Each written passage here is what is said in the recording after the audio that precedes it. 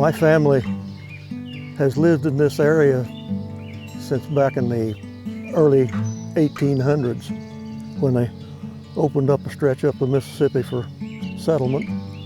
I was born in a big house just up the road a ways, but I lived with my great-grandmother. She was a pioneer. She came across in a covered wagon from Ohio. She lived a mile from the creek, walking down to the creek, catching a mess of fish, bringing them home for dinner for her family. Afraid you couldn't hardly do that now.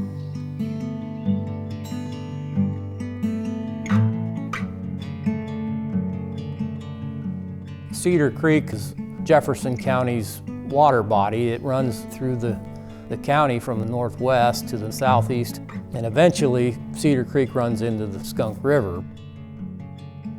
In the mid-1800s, when they were really starting to look at Iowa and settle in Iowa, about 85% of the land coverage in the state was prairie. And then there was some woodlands, open woodlands, savanna, and forests, and wetlands as well. And the grasses you'd think of would be big blue stem Indian grass, little blue stem, prairie cord grass, and then hundreds of different what they call forbs, which are wildflowers. When you had all that prairie vegetation for thousands of years, basically you built a soil that had such a water holding capacity that you could get torrential rains. They would soak in, there wouldn't be any runoff. It would just soak in like a sponge, and then it slowly let that out into these streams. And so you basically had clear water that I'm sure the Indians were just drinking it right out of the stream, and the early settlers were as well. A lot of it has changed in the last few years with the farmer. Straightened the creek in a few places where it was better for his farm, but worse for the creek.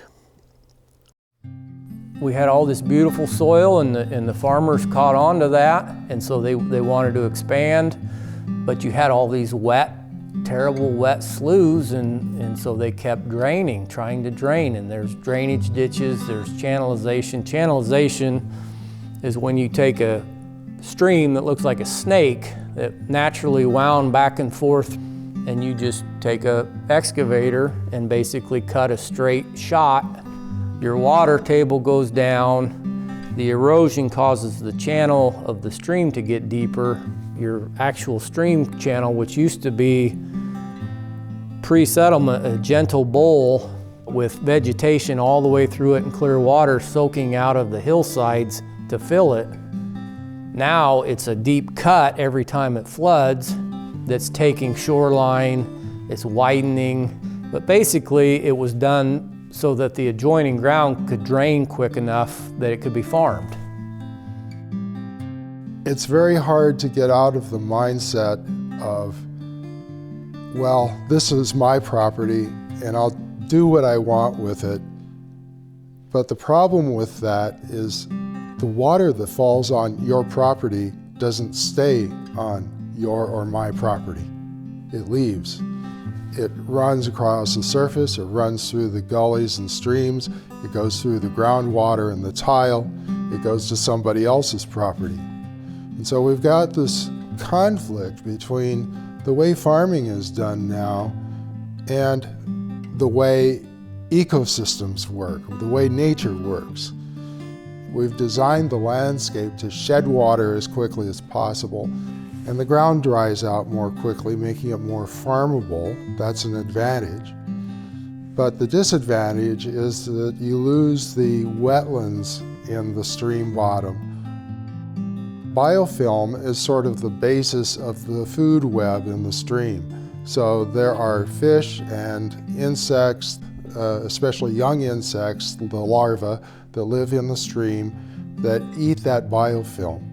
They in turn are eaten by some predator, a predator fish, or they grow up to become adults, emerge from the water, and then birds eat on them. And then the birds attract, let's say, certain kinds of mammals that are predatory who would snag the eggs or the fledglings out of the nest. The essential part of this is to wrap one's head around the fact that these are processes, not things. Water is a thing that happens. It's doing stuff. It's an activity in itself. And if we ignore those relationships and those connections, we're ignoring an important part of what's going on the landscape to our own detriment. But I think it's our responsibility to consider, what am I leaving as a legacy? Yes, I want to take care of myself, but I want to take care of the resource base on which the future relies as well. This area of the creek right through here for a few miles has never been straightened. A little over 100 acres, all timber.